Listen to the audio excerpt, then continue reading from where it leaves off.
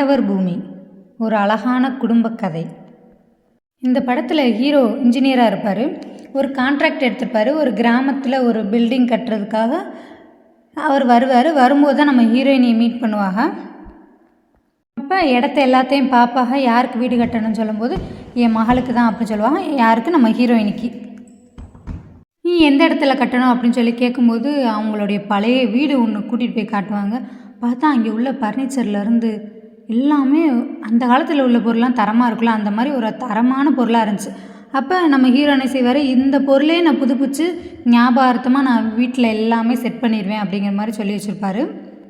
அப்போ நம்ம ஹீரோவுக்கு நம்ம ஹீரோயினி மேலே ஒரு காதல் ஏற்படும். ஆனால் 2 பேரும் நட்பாக தான் பழகிட்டு இருப்பாங்க. ஒரு வழியாக வீட்டை கட்டி முடிச்சிருவாங்க. அப்போ ஹீரோ தன்னுடைய அப்பாவை கூட்டிகிட்டு பொண்ணு கேட்க போவாங்க.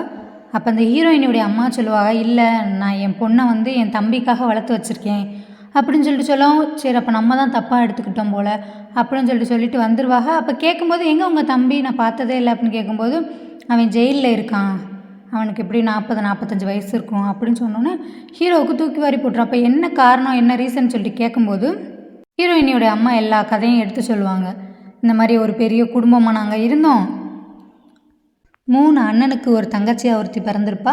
அவள் மேலே அந்த குடும்பமே உசுராக இருக்கும். அவ்வளோ பாசநேசமாக அந்த பிள்ளையை வளர்த்துருந்த பிள்ளையை இன்னொருத்தனை காதலிச்சு கல்யாணம் பண்ணி வீட்டில் சொல்லாமல் ஓடி போயிட்டா அப்படிங்கிற ஒரு கோபத்தில் என்ன செய்வான், 3ஆவது தம்பி என்ன செய்வான், அவளை வெட்டி கொன்றுவான். அதனால் ஜெயிலுக்கு போயிடுவான். அவன் ஜெயிலுக்கு போயிட்டு வந்தவனுக்கு யாரும் பொண்ணு கொடுக்க மாட்டாங்கல்ல, அதனால தான் என் மகளை நான் வளர்த்து வச்சுருக்கேன் அப்படின்னு சொல்லிட்டு அவங்க சொன்னதை கேட்டோன்னே நம்ம ஹீரோவுக்கு ரொம்ப வருத்தமாக இருக்கும்.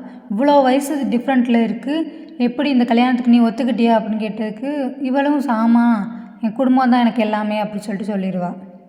வீடெல்லாம் கட்டி முடிச்சாச்சு. நல்ல நிலைமைக்கு வந்துக்கிட்டு இருக்கும்போது பால் காய்ச்சலாம், ஃபங்க்ஷன் பெருசாக வைக்கலாம் அப்படின்னு சொல்லிட்டு எல்லோரும் பேசிக்கிட்டு இருந்த சமயத்தில் என்ன செய்வான், பக்கத்தில் ஒருத்தன் வில்லனாக இருப்பான். அவன் நல்லவன் மாதிரியே பேசி பழகி அந்த குடும்பத்துக்குள்ளே வருவான்.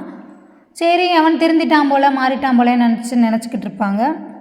அவன் நல்லவன் மாதிரி பழகி வீட்டுக்குள்ளேயே பாம்பு வச்சுருவான், அந்த வீடு இருக்கக்கூடாது அப்படின்னு சொல்லிட்டு.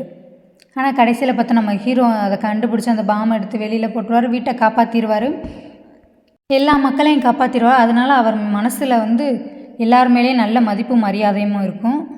ஜெயிலுக்கு போயிட்டு இருந்தார்ல, அவர் திரும்ப வந்துடுவார். திரும்ப வந்தோடனே முதல் முறையாக அந்த பொண்ணை முகத்தை பார்க்குறாரு. பார்க்கும்போது என்னுடைய தங்கச்சியை பார்க்குற மாதிரி இருக்குது, நான் என் தங்கச்சியை நான் கல்யாணம் பண்ணிக்கிடுவேனா, நான் எப்படி பண்ணுவேன் அப்படின்னு சொல்லிட்டு அவர் ஆக்ரோஷமாக கத்துறாரு.